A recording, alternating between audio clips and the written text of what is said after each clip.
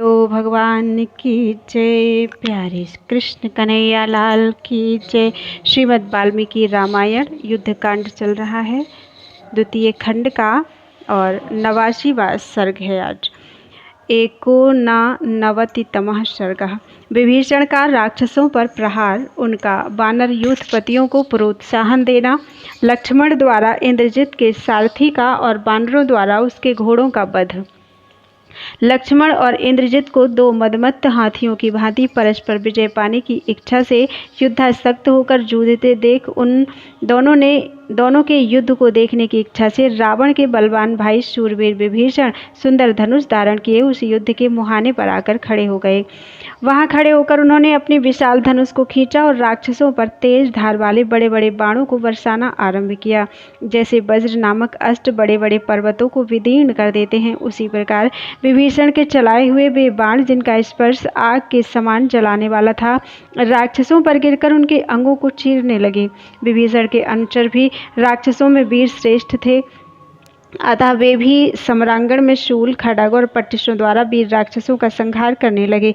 उन चारों राक्षसों से घिरे हुए विभीषण धृष्ट गज शावकों के बीच में खड़े हुए गजराज की भांति शोभा पाते थे। राक्षसों में श्रेष्ठ विभीषण समयोचित कर्तव्य को जानते थे, इसलिए उन्होंने वानरों को, जिन्हें राक्षसों का वध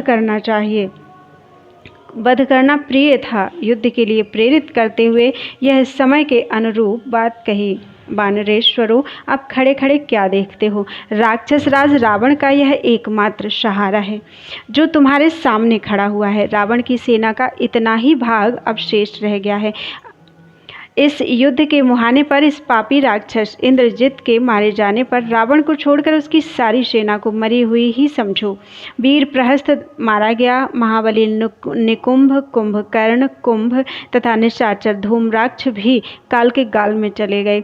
जम्बूमाली, महामाली, तीक्ष्ण वेग, असनी प्रभ, श्रुतघ्न, यज्ञकोप, राक्षस, वज्रद्रष्ट, संघ्रादि, विकट, अरिघ्न, तपन, मंद, प्रधाश, प्रघश, प्रजंघ, जंघ, दुर्जय, अग्निकेतु, पराक्रमी, रश्मिकेतु, विद्युज्जीव, द्विजिह्व, राक्षस, सूर्यशत्रु, अकंपन, सुपार्श्व, निशाचर, चक्रमाली, कंपन तथा वे दोनों शक्तिशाली और देवांतक और नरांतक, ये सभी मारे जा चुके हैं।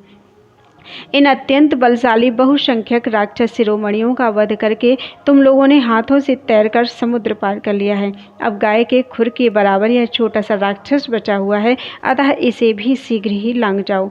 वानरों, इतनी ही राक्षस सेना और शेष रह गई है जिसे तुम्हें जीतना है। अपने बल पर घमंड करने वाले प्रायः सभी राक्षस तुमसे भिड़कर मारे जा चुके हैं। मैं इसके बाप का भाई हूँ, इस नाते यह मेरा पुत्र है, अतः मेरे लिए वध करना अनुचित है। तथापि श्री रामचंद्र जी के लिए दया को तिलांजलि देकर मैं अपने इस भतीजे को मारने के लिए उद्यत हूँ। जब मैं स्वयं मारने के लिए इस पर हथियार चलाना चाहता हूँ, उस समय आंसू मेरी दृष्टि बंद कर देते हैं, अतः ये महाबाहु लक्ष्मण ही इसका विनाश करेंगे। वानरों, तुम लोग झुंड बनाकर इनके समीपवर्ती सेवकों पर टूट पड़ो और उन्हें मार डालो। इस प्रकार अत्यंत यशस्वी राक्षस विभीषण के प्रेरित करने पर वानर यूथपति हर्ष और उत्साह से भर गए तथा अपनी पूंछ पटकने लगे। फिर वे सिंह के समान पराक्रमी वानर बारंबार गरजते हुए उसी तरह नाना प्रकार के शब्द करने लगे, जैसे बादलों को देखकर मोर अपनी बोली बोलने लगते हैं। अपने यूथ वाले समस्त भालुओं से घिरे हुए जांबवान तथा वे वीर वानर पत्थरों, नखों और दांतों से वहां राक्षसों को पीटने लगे। अपने ऊपर प्रहार करते हुए रक्षराज जांबवान को उन महाबली राक्षसों ने भय छोड़कर चारों ओर से घेर लिया। उनके हाथ में अनेक प्रकार के अस्त्र शस्त्र थे। वे राक्षस सेना का संहार करने वाले जांबवान पर युद्ध स्थल में बाणों, तीखे फरसों, पट्टिशों, डंडों और तोमरों द्वारा प्रहार करने लगे। वानरों और राक्षसों का यह महायुद्ध क्रोध से भरे हुए देवताओं और असुरों के संग्राम की भांति बड़ा भयंकर हो चला। उसमें बड़े जोर जोर से भयानक कोलाहल होने लगा। उस समय महामनस्वी हनुमान जी ने लक्ष्मण को अपने पीठ से उतार दिया और स्वयं भी अत्यंत कुपित होकर पर्वत शिखर से एक साल वृक्ष उखाड़कर सहस्रों राक्षसों का संहार करने लगे। शत्रुओं के लिए उन्हें परास्त करना बहुत ही कठिन था। शत्रु वीरों का संहार करने वाले बलवान इंद्रजित ने अपने चाचा को भी घोर युद्ध का अवसर देकर पुनः लक्ष्मण पर धावा किया। लक्ष्मण और इंद्रजित दोनों वीर उस समय रणभूमि में बड़े वेग से जूझने लगे। वे दोनों बाण समूहों की वर्षा करते हुए एक दूसरे को चोट पहुंचाने लगे।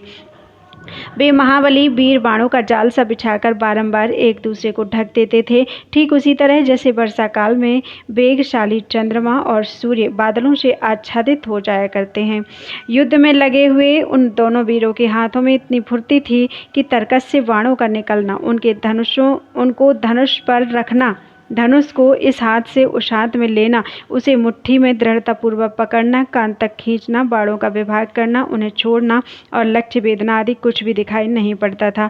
धनुष के वेग से छोड़े गए बाण समूहों द्वारा आकाश सब ओर से ढक गया, अतः उसमें साकार वस्तुओं का दिखना बंद हो गया।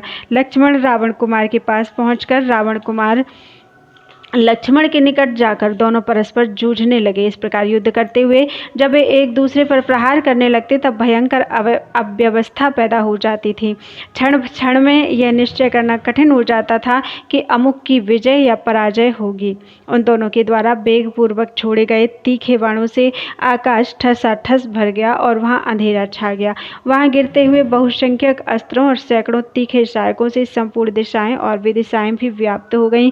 अतः सब कुछ अंधकार से आच्छन्न हो गया और बड़ा भयानक दृश्य दिखाई देने लगा। सूर्य अस्त हो गए, सब ओर अंधेरा फैल गया और रक्त के प्रवाह से पूर्ण सहस्त्रों बड़ी बड़ी नदियां बह चलीं।